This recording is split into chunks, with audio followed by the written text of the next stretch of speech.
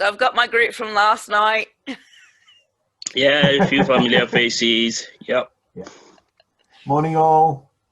Welcome, or I should say afternoon now for those who are joining after lunch.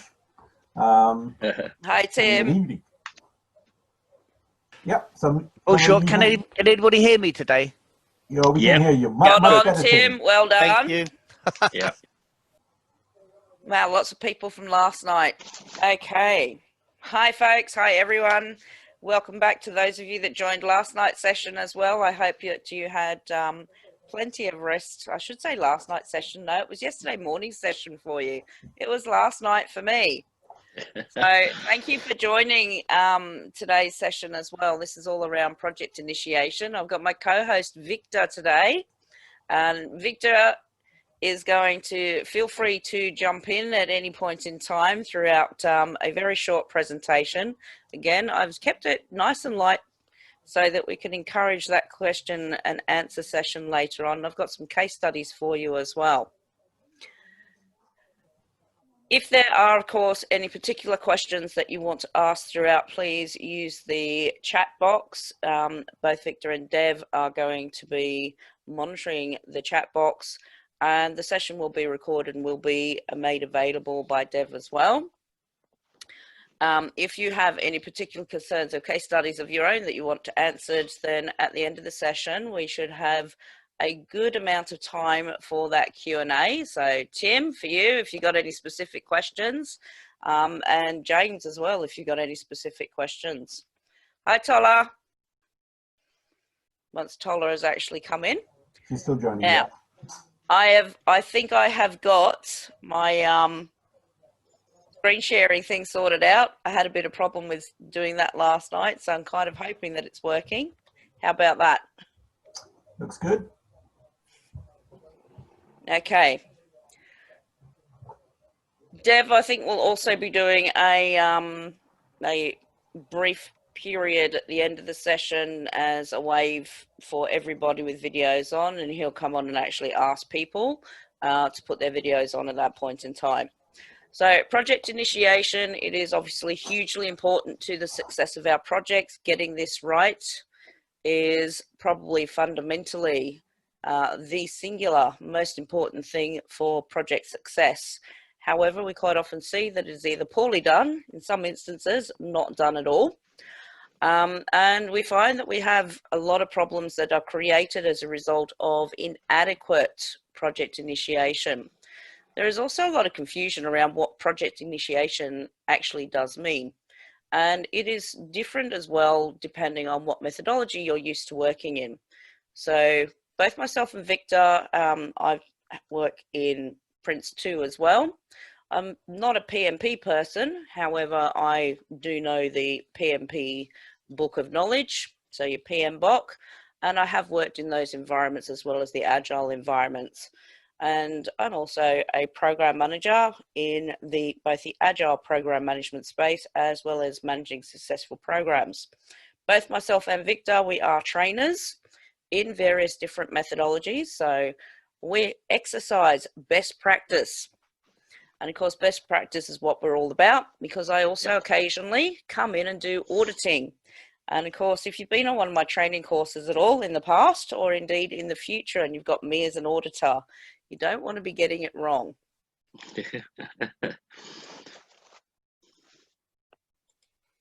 Okay. What I've done first of all is I've just set up some common ground, some terminology in the phases themselves. So we have at the top there the PMP methodology, and typically they have just the project charter. Now the project charter is done pre-project, normally by the sponsor themselves in the PMP space. However, it is also common for that to be handed to the project manager as part of their project initiation. And that project initiation literally confirms what is done pre-project. So it confirms the definition, the scope of the project, what it's actually about, and it also incorporates the business case. Project initiation itself in the PMP space looks at expanding, so gathering requirements and expanding on the project charter. You also then have the planning phase for the work to be done, followed by execution. In the Prince2 world, pre-project starts off with a project mandate in some form. Now that project mandate can be quite detailed, or in fact it could be quite light. That is expanded in the startup phase into a project brief, which is further expanded in initiation into what we call a project initiation documentation, which most people might be familiar with in their organisation. It's quite simply called a PID. You quite often see the word PID in your organisations a lot. It would also be the equivalent of a project definition document.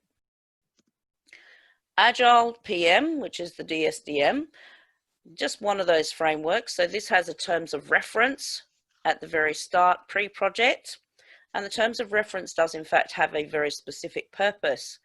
That purpose is whether or not the project should even go into feasibility based on what the business needs and when the business needs it, for those of you who attended last night, and also the prioritization of the project within the wider portfolio.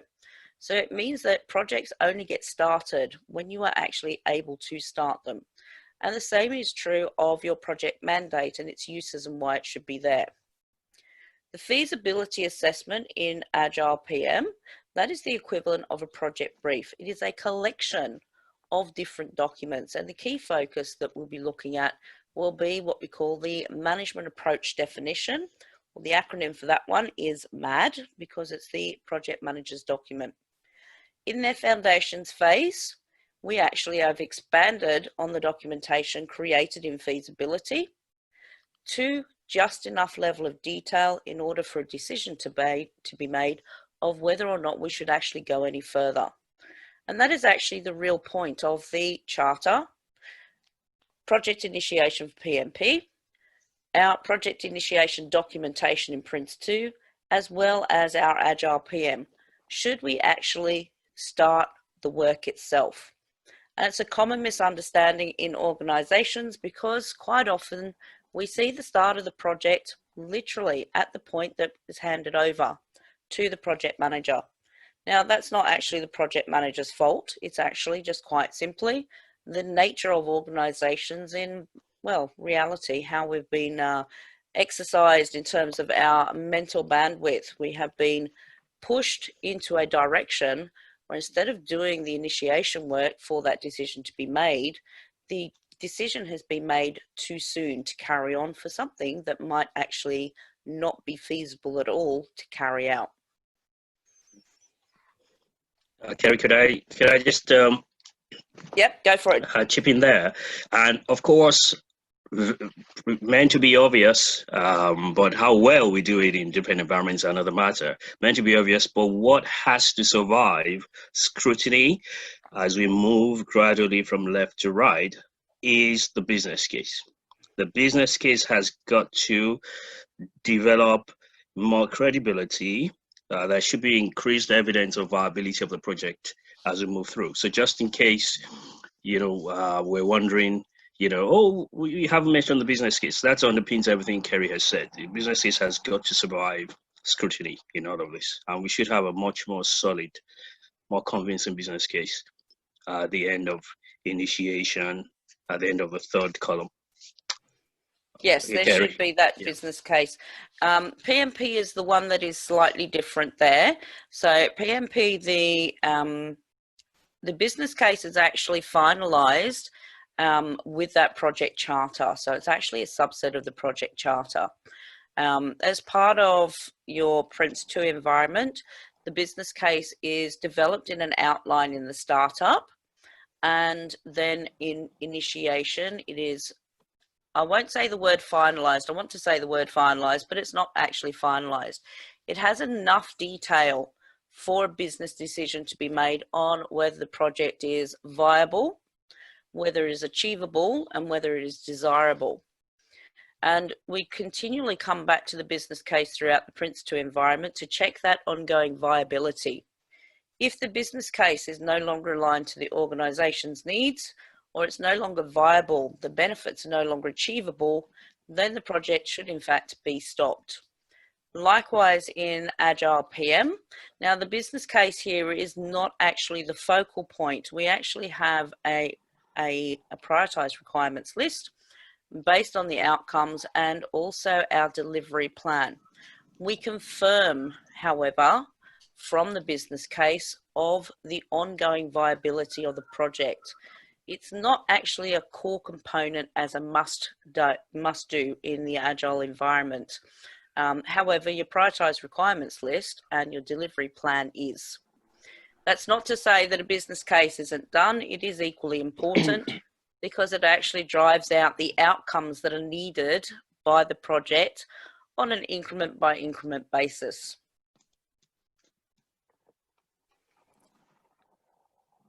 Worthwhile probably mentioning as well, so Victor, just to make a note as a sideline there, business case. We'll see how many people might be interested in doing a business case session at the end of the session. Get everybody to put in the chat whether you'd be interested in that. Yeah, we're planning one, but it'd be nice to hear. That's true. That's a good idea. Could I just ask one thing on the previous slide? When you mentioned this feasibility study, were you saying that because of the nature of business, because of the way we work, decisions get made, so the feasibility assessment is essentially an academic thing? I mean, we should always do one, but it tends to not be done. Is that what you were saying? So the feasibility assessment is actually a document or a series of documents with an executive summary. And it literally is just a snapshot in time of the state of development of some core products that we use, one of which is a business case, but it's not actually our primary focus. The primary focus for the feasibility assessment is, can we actually achieve the quality of the solution? Okay. Your project brief, funnily enough, does exactly the same thing in the Prince2 world. Yeah. Is the approach to the project the correct one? And also, as a result of that, can we actually meet the specified quality? So something that Prince2 actually has is what you call your project definition, which is a collection of information. So it's actually part of your project product description. It, in fact, defines the quality of the solution in terms of acceptance criteria. That information itself will then feed into your project initiation as part of your project overarching definition. And again, these two things, that project product description, it actually defines the scope of the project. Likewise, in your Agile PM side, the prioritized requirements list at a high level defines the scope of the project, and they do the exact same purpose. We seek to actually understand the overarching requirements and the direction that the project needs to take. Your foundation summary is literally just a summary for the end of that phase. Again, a snapshot in time in terms of the development, but specifically what we're looking for here in terms of initiation.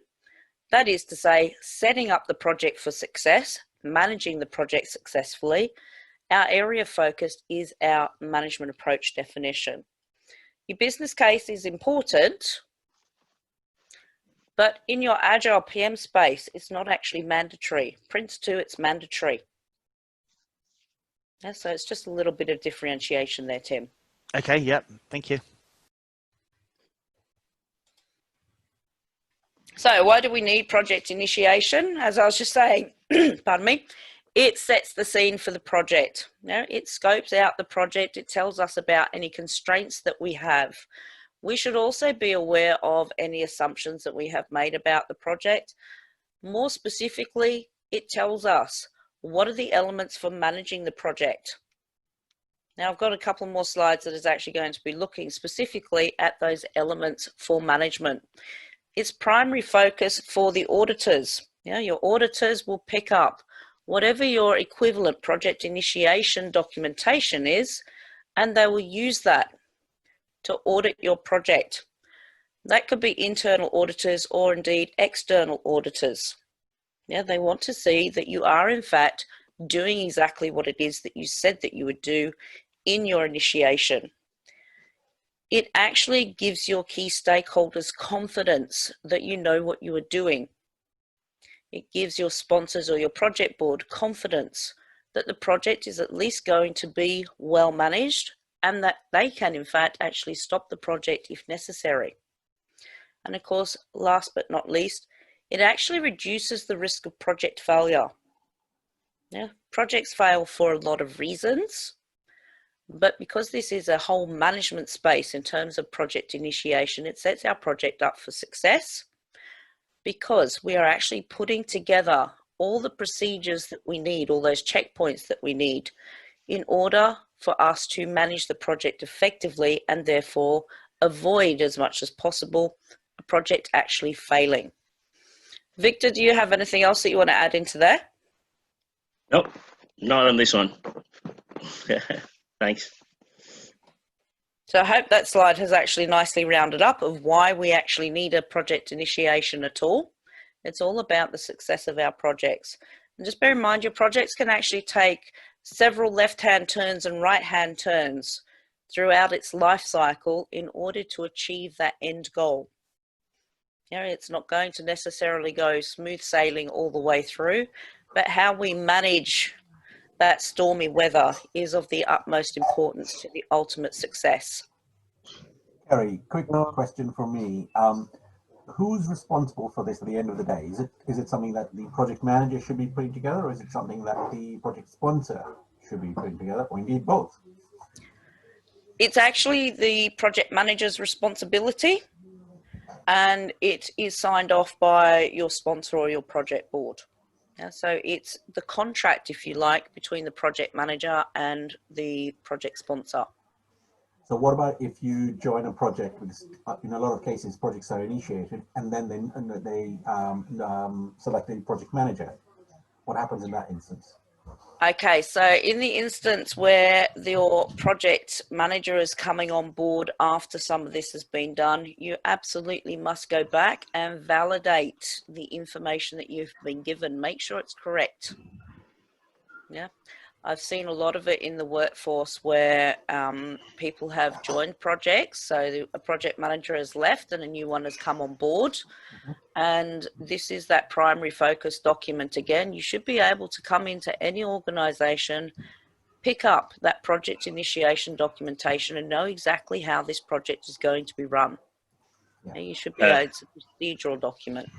Yeah. Sorry. Okay.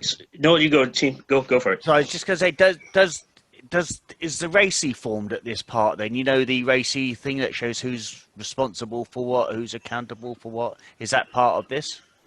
So RACI is something that is quite optional. A lot of organisations do actually use it as like a checklist, if you like. Yeah. It helps actually assure the quality of what is being done, and it helps people understand what their actual roles and responsibilities are at a glance. Okay. Yeah. Okay? Yeah. I was just going to say that Deb's question is an interesting one because it flags why this is necessary. If we get it right during initiation, not only can we cope with situations where the PM leaves for whatever reason and we have to replace them, it also could be that it's your sponsor that gets a better opportunity, leaves the organization, right? Are you going to forego the strategic objectives of the project that the project is going to satisfy? No, you got to replace the sponsor. If we do get this right, when sponsors and other key people on our steering committees or project boards leave and they're replaced, as Kerrie said, they can go back and they can see exactly why we're doing it, what we're doing, and how we hope to achieve the objectives. Yeah. I have a question here.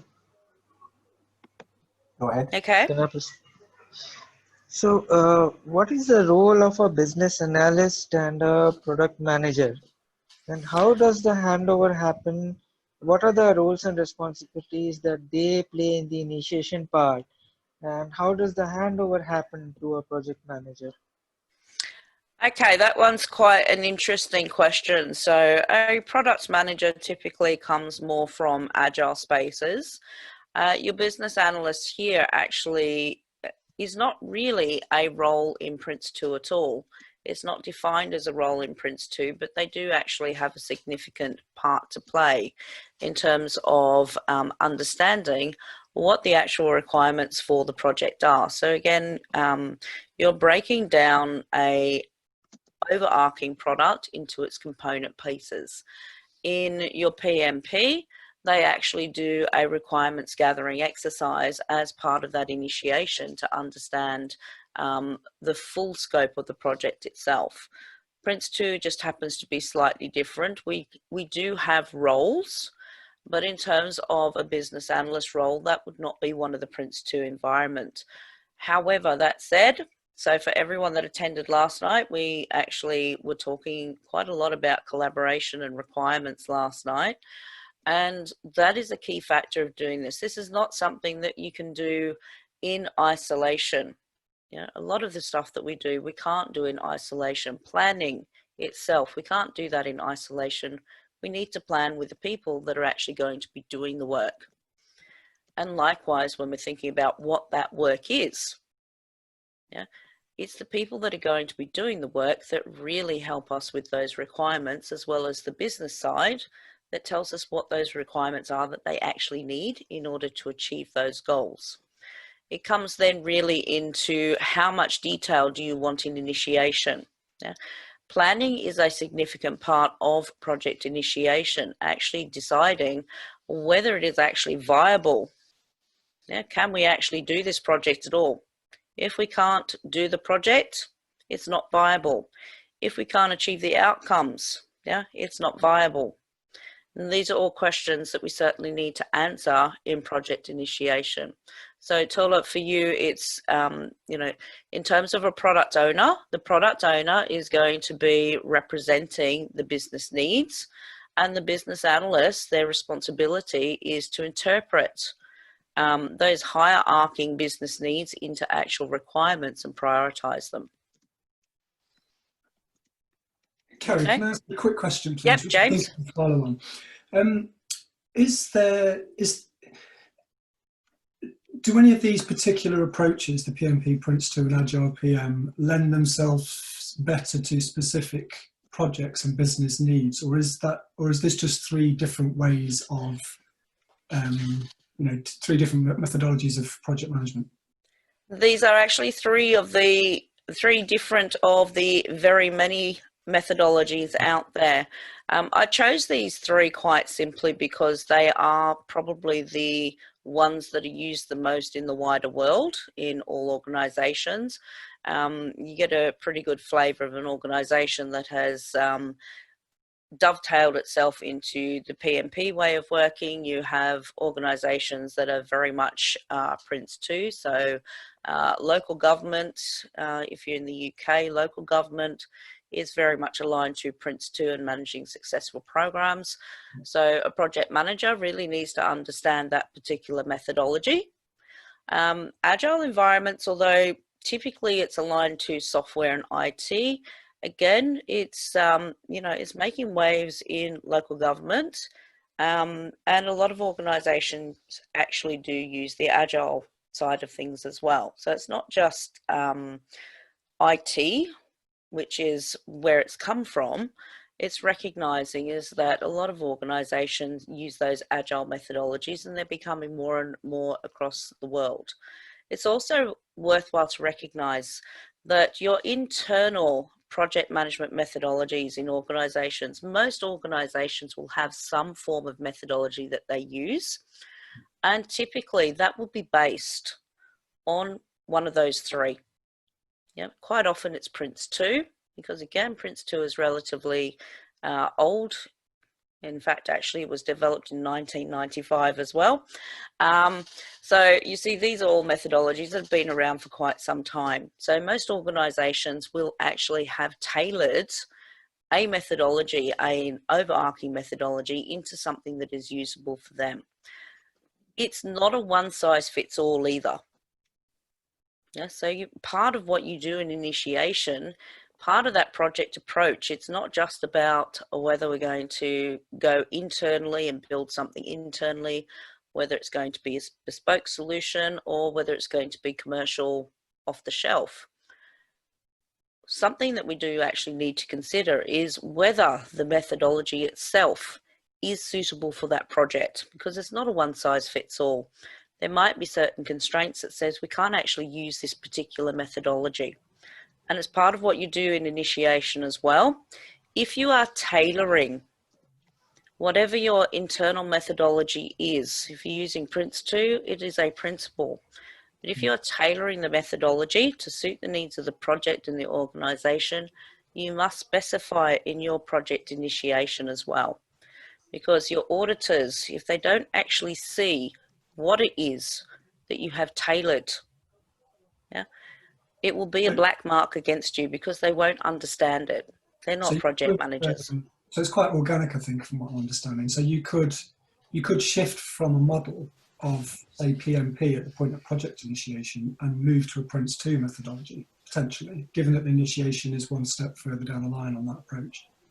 Yeah, you could realistically do that, yeah, if that is more appropriate. So again, working with your stakeholders, if your stakeholders really don't understand what is required of them is to work in a PMP environment, then they'll actually build up resistance. But if they're more comfortable with something like Prince2, you know, it would be more appropriate to use something that they're comfortable with. A lot of organizations, you might have your customers that work in a particular way, and that might be different from your own methodology. So you do actually need to understand what those different methodologies are out there. And recognizing, of course, is that not everybody on tonight's session comes from Prince2 or Agile PM.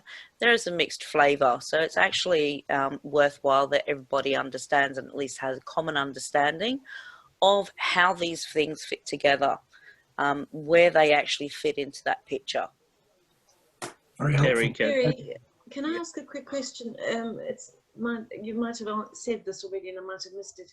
PMP, you talk about Prince2 and Agile PM. Could you just give me a little bit more of an understanding of where PMP fits in? You know, you said Agile PM, software and IT, Prince2, local government, and PMP, where does that predominantly sit?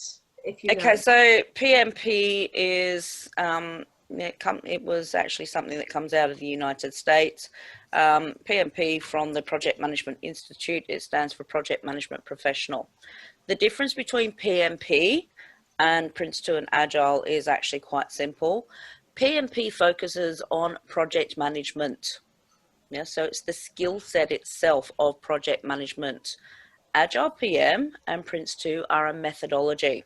Okay? That is how to run a project using a particular methodology, either Prince2 or Agile PM. Whereas the PMP space, that is literally your skill set as a project manager. I think this is why we had to say yes when, and please forgive me, I just lost the name of the questionnaire before the last one, when he said you could use certain aspects of the PMI, PMP recommendations, and then for stronger project initiation, use the Prince2 elements. That's why it's good for us to be aware of all of them and then tailor as appropriate. Tailoring is so key to getting these things right, because this is an area where certification is rife. So a lot of people are certified, but do they have the tools to apply best practice properly to the project on ground? That's the key. It's that tailoring bit, which is why we have tried very much to make sure we're giving all flavors, because there are benefits to every one of them, right? I think where I last worked, we would take an agile approach for, you know, say if a vendor was building an application for us, a new application, we would be quite agile working with them and with developers, and I think everybody was comfortable. But when we were working out processes for something like patching the server's estate every quarter, we would be a more waterfall approach, because there wasn't really a lot of variables. You know, okay, we're at the end of the quarter, what's going out of support, what's out of support. You've got the teams assembled within a sort of a methodology to patch them. Okay, we're doing these servers this quarter, guys, and leave those ones. Whereas, say, software development is more kind of more iterative somehow. It is, just by the very nature it is. But, you know, so Agile itself was very much developed, and Agile PM actually came. It was a solution to rapid application development, or what we call RAD. But it has evolved over a significant period of time, given that DSDM has actually been around since 1994. It's just that it is not as well known as Scrum. And I have actually done a lot of work in a lot of different organizations around the Agile space, particularly around the DSDM space. And with one organization, we have actually, hypothetically, because it was the nature of the organization of what it was that they do, hypothetically, we've actually used it to build a submarine. I'm amazed. I've even had a group build the tree house, the cubby house for their daughters, using the Agile PM, so that DSDM approach. So it's not just software development. You can, in fact, use it for anything. Now, the question is, would you actually use it? Is it the right approach to be taking? Are there any constraints specifically that would prevent you from using that particular approach? So if you wanted to build your 50-story or 100-story high-rise using Agile PM, it's actually possible to do it. Yeah, I guess I suppose the challenge is in my head, the Agile requires this empowerment of people. So does Prince 2, and so does PMP. Yeah. Okay. These are the aspects that actually fall apart when we don't do our project initiation correctly. Yeah, everything that we need to do here, it is actually all around collaboration. It's all around empowerment. As a project manager, you're not there to actually dictate to the people on the ground that are going to be doing the work how to do their job. Yeah, that's management overkill. That's micromanagement. You are there actually to ensure that they have everything they need to do their job, resolve their issues as and when they are actually escalated to you, and ensure that the people are empowered and they feel comfortable coming to you and telling you that there is a problem, rather than finding out about it when it's way too late.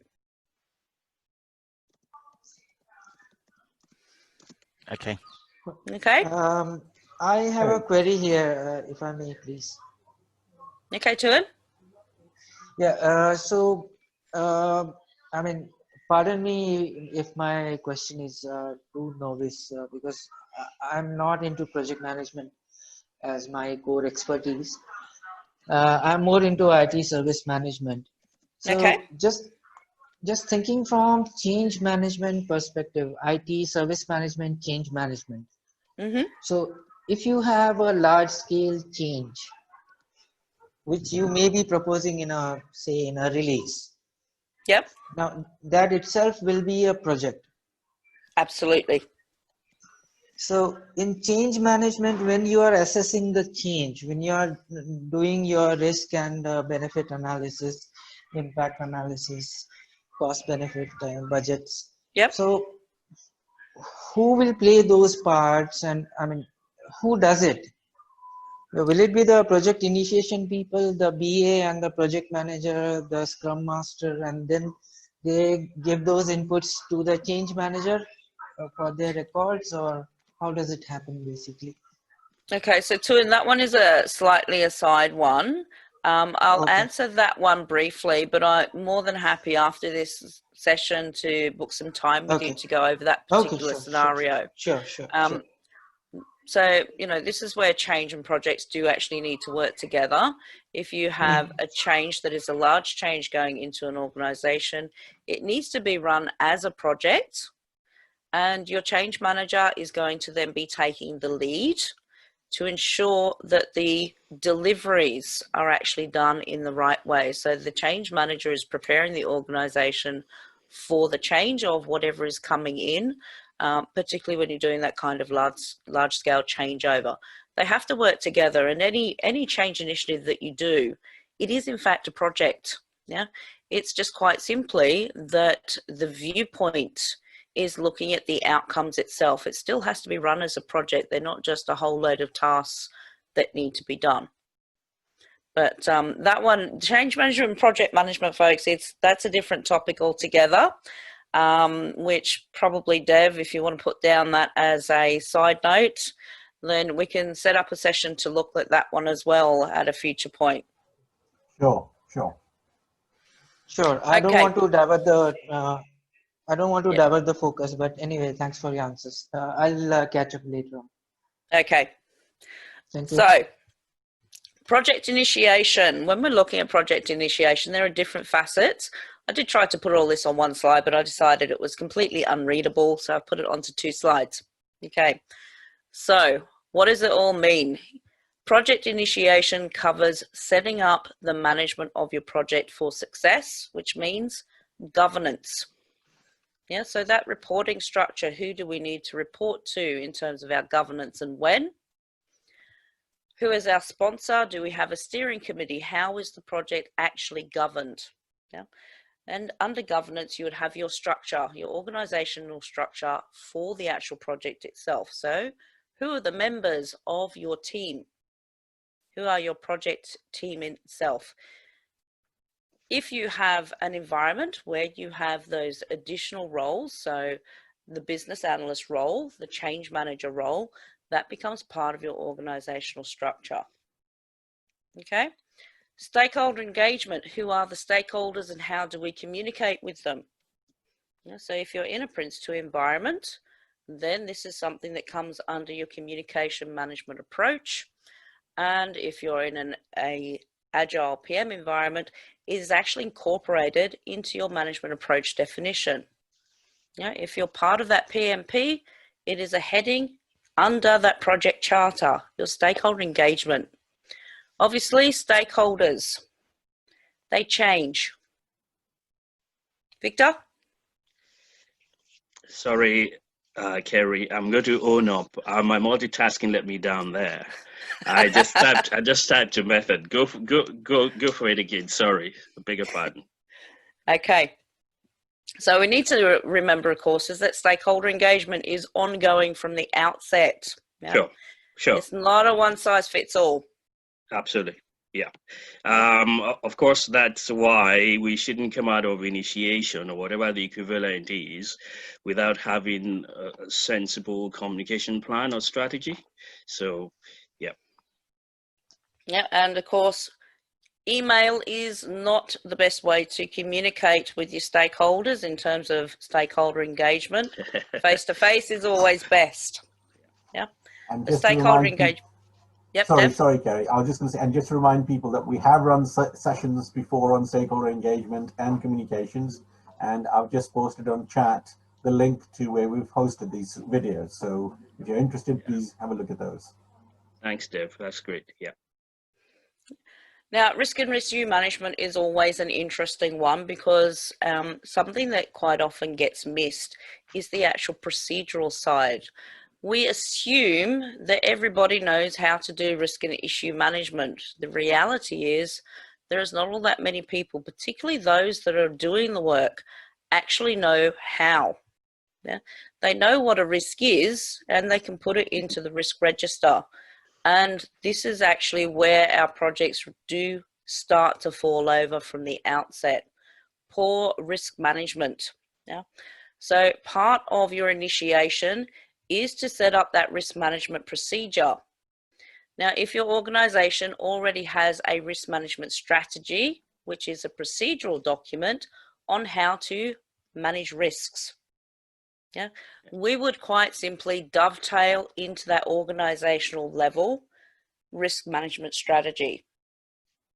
Yeah, we might need to tweak it a bit for our project, but you should always refer back to the organizational norm. The idea here is not to be reinventing the wheel each time. Yeah? If you've got it in play, use it.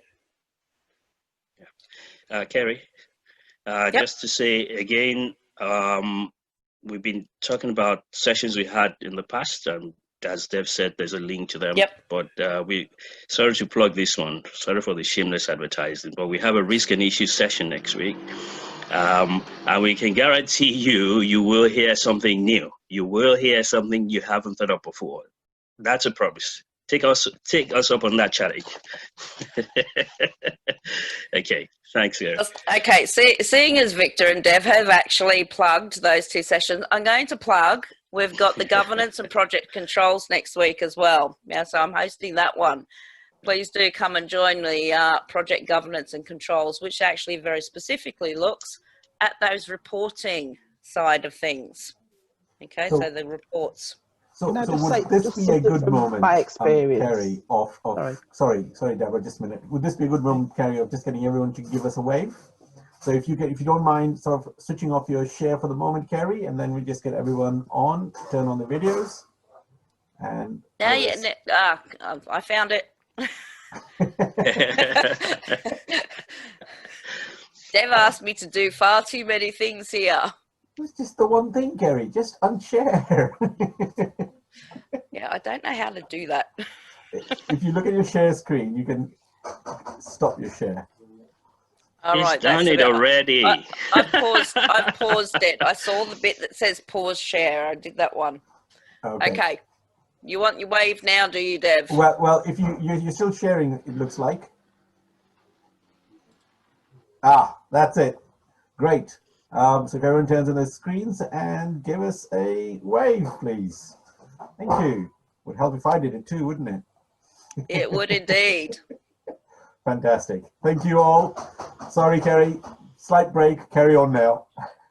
Okay. I think Deborah had a question, didn't she? I think Deborah had a question. So Deborah, It was did have just a question. a comment really on that slide. So I worked in IT service design and transition and acceptance. So I govern a project. So I would say all of those stakeholders, all of those functions there need to be stakeholders in your project. And at the very least, at the beginning, you need to say, this is the project. Do you need to be involved right at the start? And then they'll tell you what sort of involvement they need to have. So there might not be the functions in the business, but there will be somebody that manages it somehow. Yes, and then certainly in terms of internally to the project, particularly for risk and issue management, you will have a risk manager there in a risk function somewhere out in your wider organisation. Risk management and issue management here is very specific to your actual project. But what we don't want you to do is reinvent the wheel, reinvent the cycle. You know, it's actually quite painful developing a risk management strategy yourself. Yeah. So if you've already got it, use it. Yeah. And that includes that reporting and escalation as part of that. An issue management procedure, that could be dealing with change control as well. So in the Prince2 environment, as an example, you would have your change control strategy, which deals with both issues itself and requests for change. Okay, so there are two slightly different dynamics there. Depending on the nature of your organization, then you might have risk and issue management together and change control and configuration management together as well. Okay, so here we are really just setting up our controls in this respect. Risk and issue management procedure. You'll have a change control procedure. Most organizations do, particularly if you've got an IT space. Yeah? We're talking about how and when you actually need to go to a CAB or a TAB or a change control board, change advisory board, technical advisory board, what it is that you actually need to do when you go to that board, because that is that precursor for go live. Yeah, so again, it's part of that procedure. Configuration management is how we control the versions of the outputs. Yeah, so it's all important information. So if we need to roll back, yeah, we know where we're going to roll back to. Part of configuration management is obviously going to be that document control area, where we document things, how it is actually controlled. Do we have to go through a particular governance structure to get things signed off, as examples? And Kerrie, of course, it helps us to track our products, know where they are, know what's going on, with the products and maintain their relationships. And as you said, of course, document management will be a key part of that. Yeah.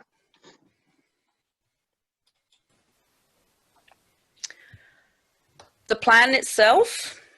So it's the last few elements, the plan itself, so it's those high-level milestones, management stages, and the resources or the skills needed in order to implement those plans. So as we go through our project, depending on the nature and how it is set up, we will potentially have some sort of a gated system. If you're in Prince 2, you'll have management stages. If you're working in agile environments, you'll have increments. Those increments actually do have a go, no go decision point at the end of it. And they have outcomes, what needs to be achieved. And it's actually those go, no go decision points that we're coming back and validating that business case.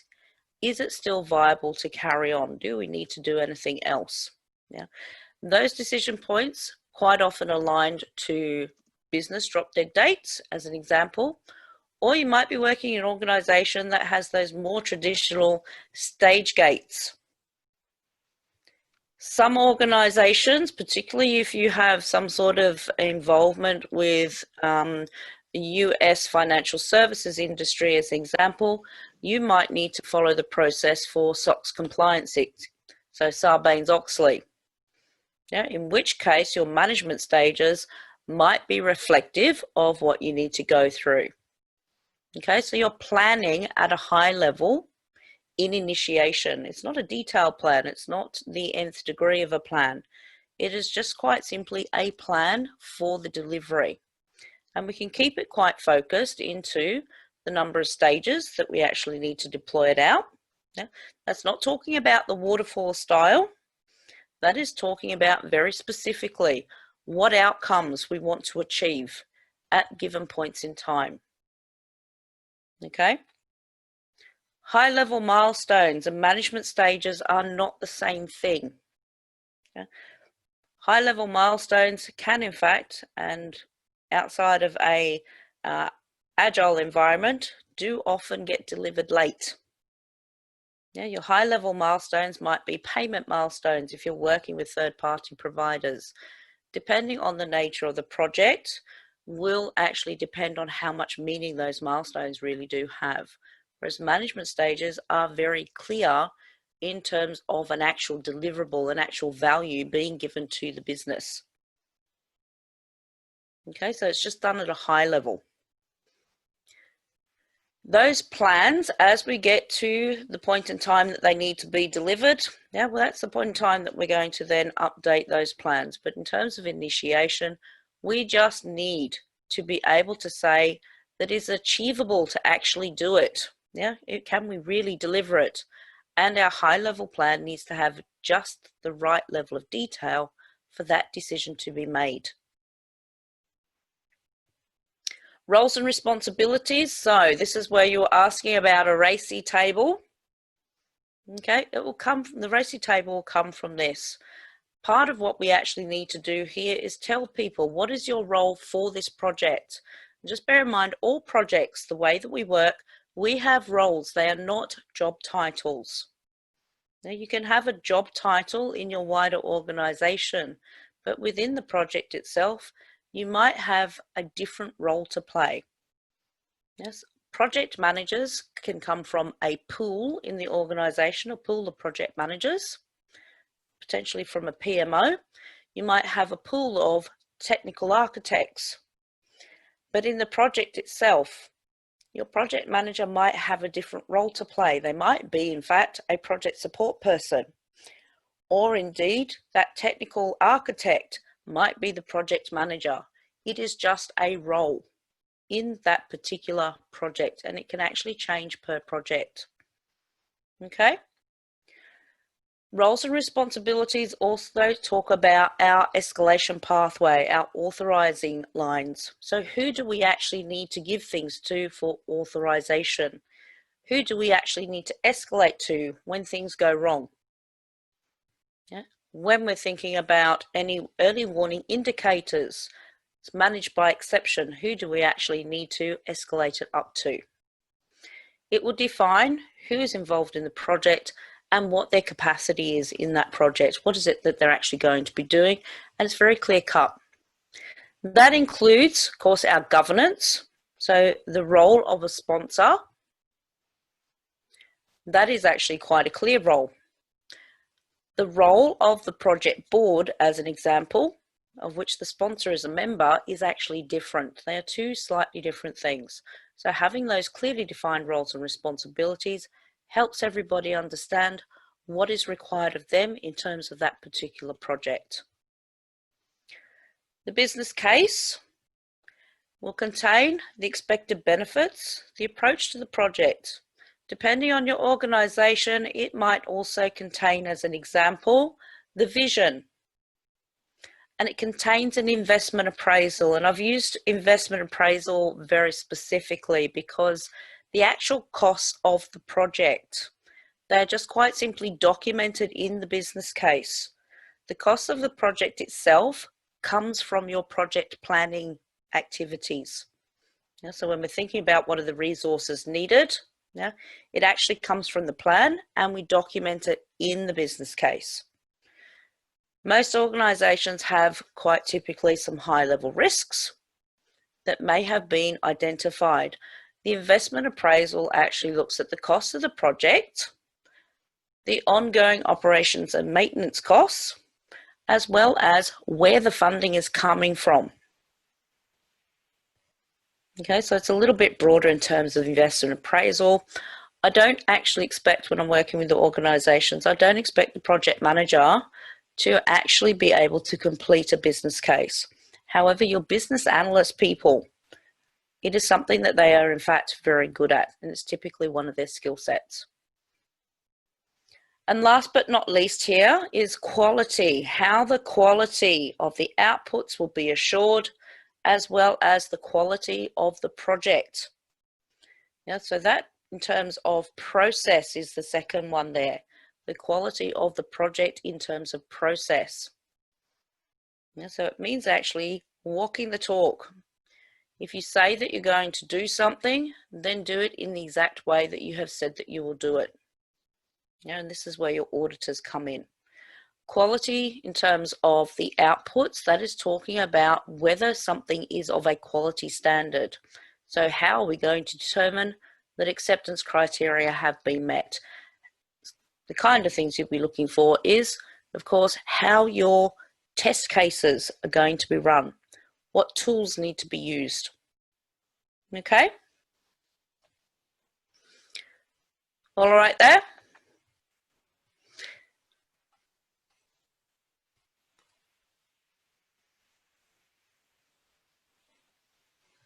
Victor, have you got anything that you want to add?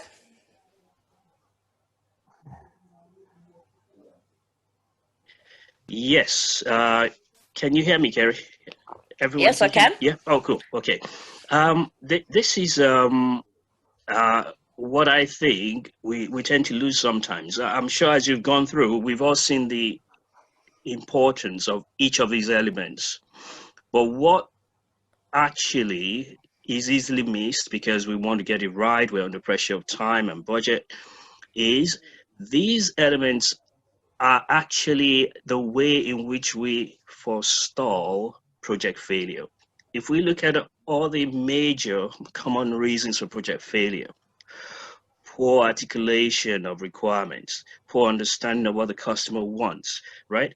Poorly articulated business case, poor understanding of roles. We are, in taking these steps, actually beginning to mitigate the common causes of failure. So no matter how pressed we are for time, no matter how much pressure we got during the initiation period, we've got to try and get this right. It makes our lives a lot easier going forward. It does indeed. And for anyone that's thinking, how long is all this going to take? Because, these are some of the problems that people do come across.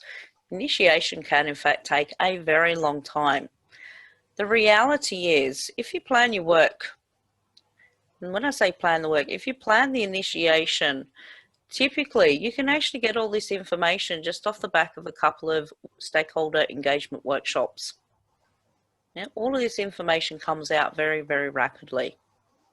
So actually, we're making a bit of a rod for ourselves in terms of going into too much detail. These are things, a couple of days worth of workshops that you can actually get to very, very quickly and easily. Yeah, it's something I've noticed over the years in IT, right? Because I'm old now. I've worked in IT a lot of times. Sometimes you get someone who's become a manager and they're from a technical background. So they might have been a database administrator for years or a developer for years, whatever. Time passes and they get a management job. But what doesn't always then happen, they don't seem to think that there's a paradigm shift in thinking, and they're supposed to be my manager, and they're logged onto the database all day. And I think, if you're my manager, why are you doing any work at all? Isn't your job to make sure everybody's working? And that is what I would want you to do, but not look up from your database and go, oh, hang on, Tim, I'm busy at the moment. I'm creating another index. And I think, just because you can do it, doesn't mean you need to. And it's the hardest thing in all of these things. It's the paradigm shift of thinking, isn't it? Yes, and just bear in mind as well that in these different methodologies, and you're talking about roles and responsibilities, it doesn't necessarily mean that you can't have more than one role. And it's actually quite typical in an agile environment. It's becoming more and more typical in the Prince 2 environment. Yeah? If you have got the right skill set to be doing the work, you've actually then undertaking two different roles. You could be the project manager, but you could also be the person responsible for doing the work as well. It's actually a different role with a different set of responsibilities. Provided there is no conflict of interest, yeah, it's not a problem. There's another question that Mohammed raised. Yep. Mohammed, I don't know whether you want to ask the question yourself or would you like me to read it out? Okay, I'll start reading out because Mohammed hasn't responded. Essentially his question is that you may set up all of these roles and responsibilities in a charter, but what happens when managers across the business are interfering with the roles and responsibilities you've defined? That one's always an interesting one, Mohammed. This is where those pathways of escalation come into play. And if you're engaging with your stakeholders correctly, which means externally, those line managers, yeah, they need to understand what those demarcation points are. And as project managers, if we are having that particular issue, and believe me, it happens extremely frequently, you can either do one of two things. If you have the right rapport built up already with those line managers, you can address it directly with the line manager. Yeah. If you feel uncomfortable going directly to a line manager, then your direct pathway for escalating that particular issue is to your sponsor. Yeah. Your sponsor is somebody that is senior in your organization. They have clout. Yeah, so if people aren't actually following directly those roles and responsibilities and you don't feel comfortable going directly to them, then you go through your sponsor. Part of signing off initiation means that people have actually agreed to following the rules as they have been defined. Yeah, so it's a project team. They will come from the rest of the organization, is cross-functional. Yeah, it's not necessarily all coming from a PMO. And in recognizing is that because they are cross-functional, they probably still have a day life as well and a day-to-day job. The two need to be kept separate for a reason. Yeah, because there will be conflict between your BAU role and your project role. Okay, this is why planning is very important. Making sure that we have the right resources. And part of that planning, when we're thinking about the resources themselves, we're actually engaging as stakeholders, those line managers from the business. And part of that engagement is getting those resources from them. If they're on board for the journey, you're actually breaking down barriers. The more you break down barriers, the less likely that problem is going to happen. we have reminds me of a project manager that who's quite strong, and he would come on a project board that I sat on. He actually raised on the RAID that as a risk. Yep, absolutely. And then we did a temperature check every project board, and that kind of kept everybody honest, and that was a very effective way of doing it, actually. Yeah, it's an extremely good way of doing it. Thank you, James. Yeah, and it underlines why when we spoke about roles and responsibilities being clearly, stated and getting people to commit to them, we're not just talking about your business analysts or your product managers or your team managers. No, even the sponsor needs to have a role description which they actually understand and clearly agree that this is what I should be doing. So part of the problem is some sponsors just don't know exactly what they should be doing and how they should be backing up the project manager to help solve problems like this. So that's another challenge in certain environments. Yeah. Hello, Victor. Can you hear me? Hi, Tola. Oh, hello. Yes. One thing I found is that a lot of the problem arises if you as a project don't fund internal operations, if you don't calculate that as part of your resourcing. So because what happens then is you are now asking the internal operations to do additional work and you're not funding them. So what I would advocate is always include internal operations costs within your project budgets. And that will sometimes allay the problem of, what's it called? When you allocate those roles and responsibilities, people not taking them up. Yes.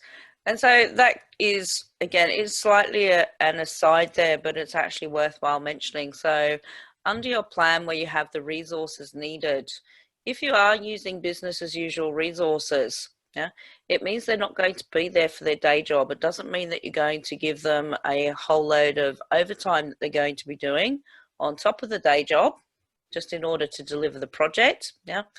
When we are looking at our plans, we need to understand the capacity of the resources and their availability. If they're not available, they're quite simply not available. You have two choices. You either backfill, so you take them out of business as usual and you then need to backfill their space. You can't leave BAU unattended. Or alternatively, you actually need to get in skilled resources from external sources, contractors. That could be either directly to your project, or it could be the backfill. It is a cost. I think that dovetails nicely into the session yesterday, does it not? It does. The contingency 20 to 40%, essentially. It does indeed, but again, here, this is part of the project approach. When we're thinking about what it is that we need to do and who needs to do it, part of that project approach is we might actually need to backfill resources into BAU. And BAU, particularly if it's a what I like to call the golden star person in BAU that we need on our project. The business is not going to be happy about letting them go. And they'll typically try to pull them back in to BAU work all the time. And that person themselves might be pulled in different directions. And so careful resource planning and resource management. If somebody is being pulled in different directions, they should be able to feel comfortable coming to you as a project manager and saying to you, I'm being pulled in different directions. And you need to be comfortable with dealing with it. Sometimes that means escalating to your sponsor. Sometimes it means dealing with it directly. So beware of those single points of failure in your organizations, the fountains of all knowledge. And those are the ones that we typically need for our projects. And the business doesn't want to let them go. Okay. Let's do some Q&A before we look at some case studies. So, Dev, and some of the questions that have been coming up. I think we've answered most of the questions, Kerrie. People are doing a great job on the chat anyway, answering them So last one that I could see that hadn't been answered was Mohammed, we've just answered. If anyone has any other questions, please either speak up or just repost it on there. Okay, so just before I start on case studies, has anybody got any questions, any additional questions?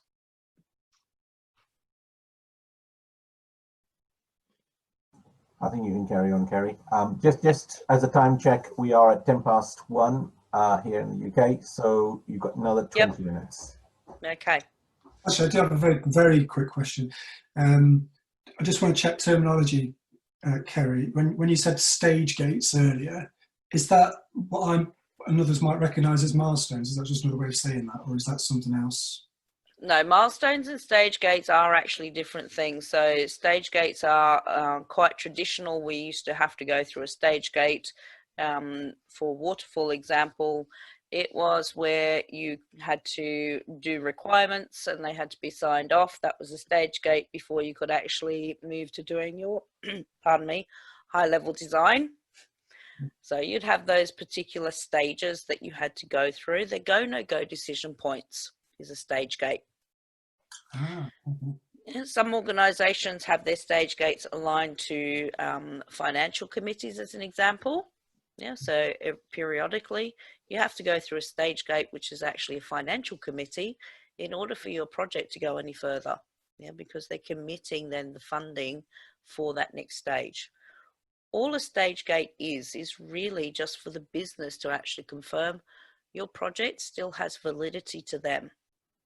It is still useful to them. Thank you. Okay. So each of these 3 case studies, they actually are problems, and they are problems because they have not been done in terms of the project initiation correctly.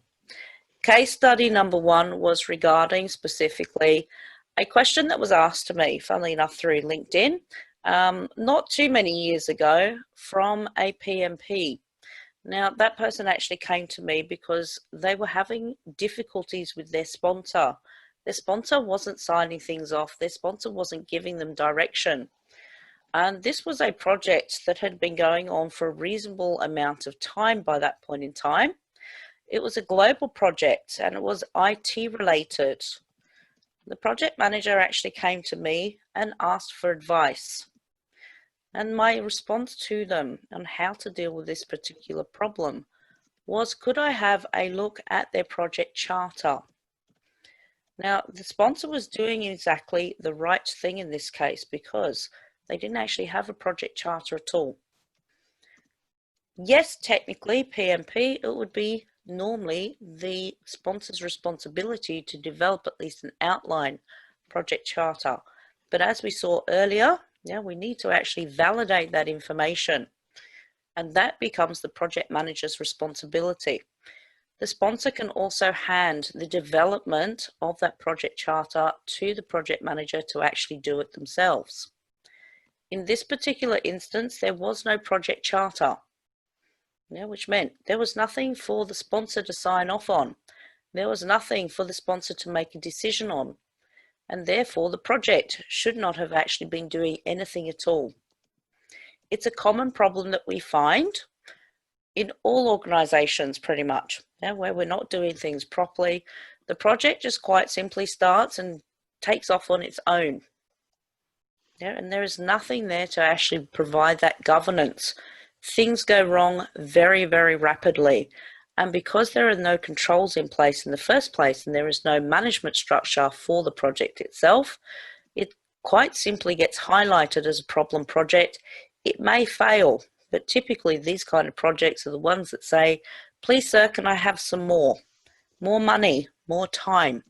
You'll quite often see that there'll be a lot of risks. You'll also typically see a lot of change requests coming in because no one has actually understood from the outset what the project itself is about. They've not been engaged in the right way, and typically we haven't actually managed things in the right way.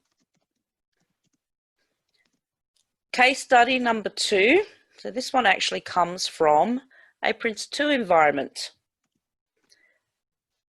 Going back quite a few years, admittedly.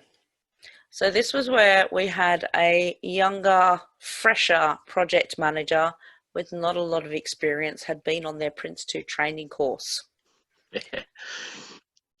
And they had come back, and even back then, Prince 2 was a lot different from what it is now, obviously, but back then, he'd come back from his training course. Tailoring was part of Prince 2 20 years ago as well. Yeah. He'd come back from his training course, and he'd actually said for his next project that he has to do all this documentation. He forgot the rules of tailoring. And despite being told that, you know, for a simple project, you don't need to do it, he was insistent. So his next project just happened to be a very simple project. The effort involved in this particular small project was approximately 4 days worth of effort. But it took him nearly 6 months just to complete the paperwork, because he insisted from the outset that it had to be done, all of it. Yeah, so he wasn't tailoring to suit the needs of the organisation. Even though he very quickly realised the error of his ways, yeah, part of what you do in initiation is what you say what you're going to do and you do it. Yeah, that's that audit trail. Because he said that he had to do it in a particular way, that meant that he had to do it in that particular way. No backsies on that one. And case study number 3. Now, no verification, and this was actually quite a big one. Now, so I already spoke a little bit about this one already. So this was a product go-to-market launch that was handed over. And at this particular point in time, when it was handed over to me, all I had was literally the risk register. That was it. That was the sum total of the project documentation. In this particular instance, there was a significant error because it was quite clear just from the top 3 risks on a very extensive risk register that there was something inherently wrong. Not just the fact that the project manager had their name as the manager or the owner of each of the risks. Yeah? The actual risks themselves indicated that there was a problem in how that solution was in fact being developed. It was also the first time, so as part of the workshop of bringing people together to get this project back on its feet again. That was the first time that group had actually come together as a team. It was the first time they were made aware of each other. It was the first time that they'd actually seen the approach to the project itself. And as soon as they saw the approach to the project, the first thing that they said was, it can't be done that way. Yeah, that solution will not work on that platform. Yeah, so the initial problem itself was the architecture that had not actually been verified. The approach to the project itself was in fact incorrect.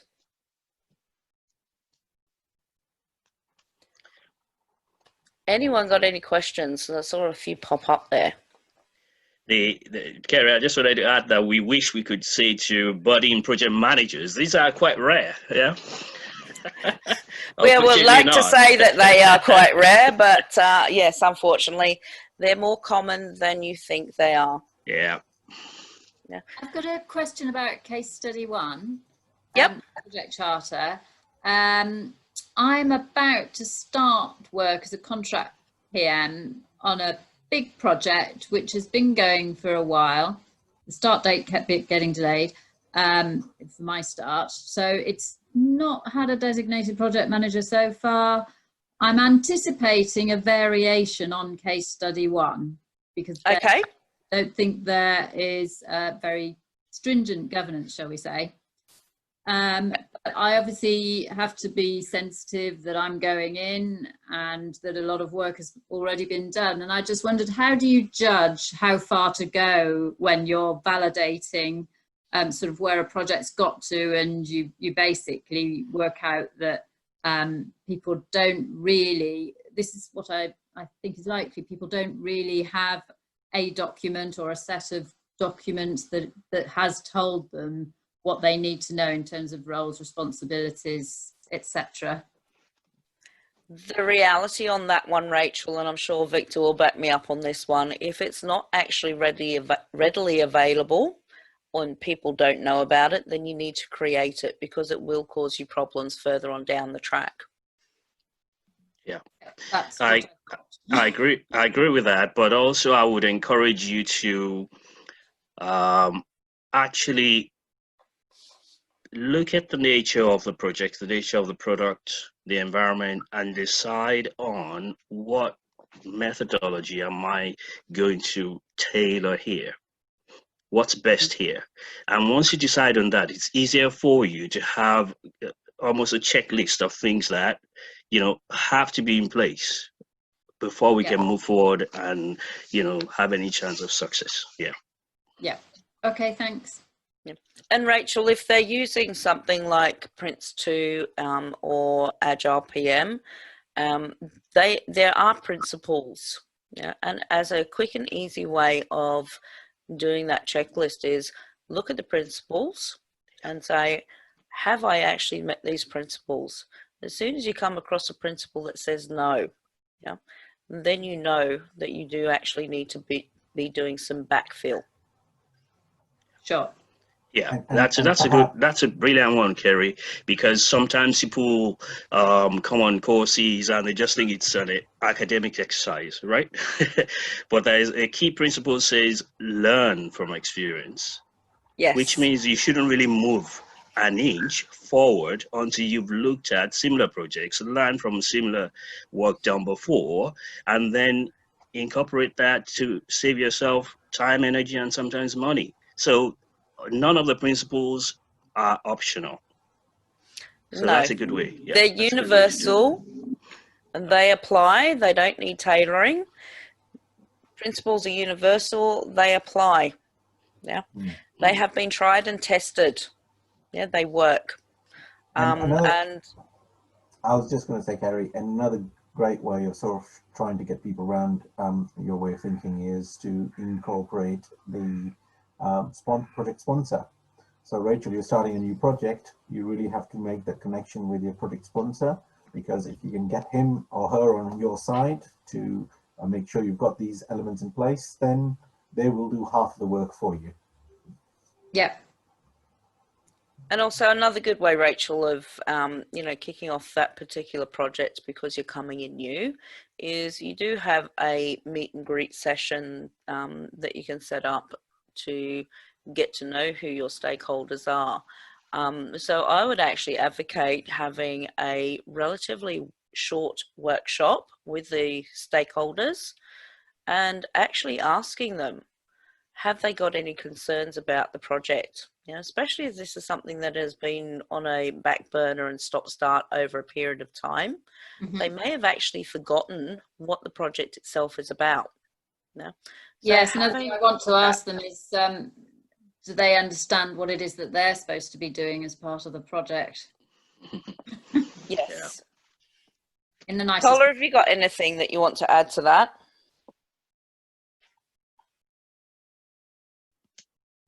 Tola? Is Tola still with us?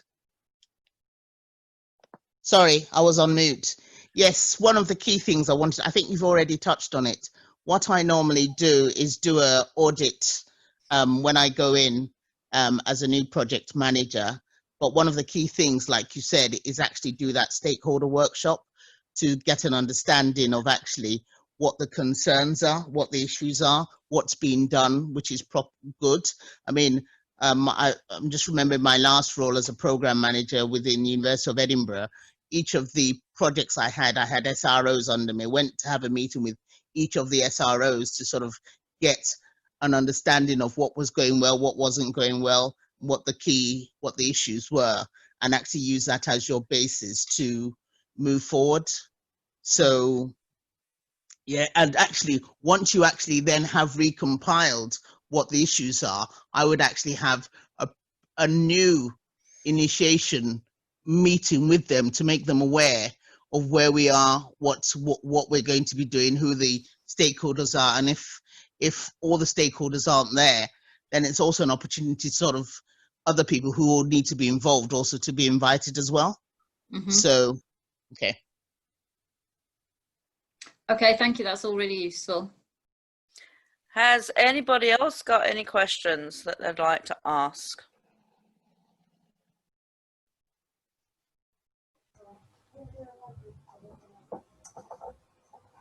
Okay. Okay. Oh, is that the end? Yeah, so Dev, I just noticed on the chat that Meg's asked a question about the method for how the initiation outputs are change managed throughout the project. And I think you actually answered that, but it is a good question for everybody as well, is that everything that we actually create in that project initiation phase, it will be updated dynamically. Yeah, because these are all areas that we're constantly coming back and we are reviewing. So at the end of each and every single management stage, we'll be coming back and we'll be reviewing our stakeholders, making sure that we've got the stakeholders for that next stage actually on board. We'll be coming back and we'll be reviewing our change management side. So making sure that we know what we need to do to get that next element out into the organization for use. Yeah, so we're constantly coming back all the time. We'll be checking that our business case is really, really important actually, because of the information it contains. It contains the goals of the actual project itself. So those overriding goals for our projects, which means that whenever we're doing our risk and issue management, yeah, we're looking at our business case to see what is actually at risk. Yeah, that's how we get to the effective risk management, is keeping your eye on the prize. What is it that is actually at risk in terms of our business case and benefits of doing something? Yeah, so we're constantly updating our project initiation documentation to be reflective of a point in time.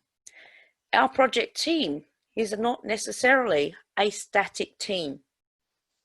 Yeah, the project level roles typically are quite static, unless of course you're working in an agile environment. Sometimes your project team can actually change, but your actual people doing the work throughout the life cycle of your project will in fact change on a regular basis. Now, once their bit of work is done, you don't need to keep them there any longer.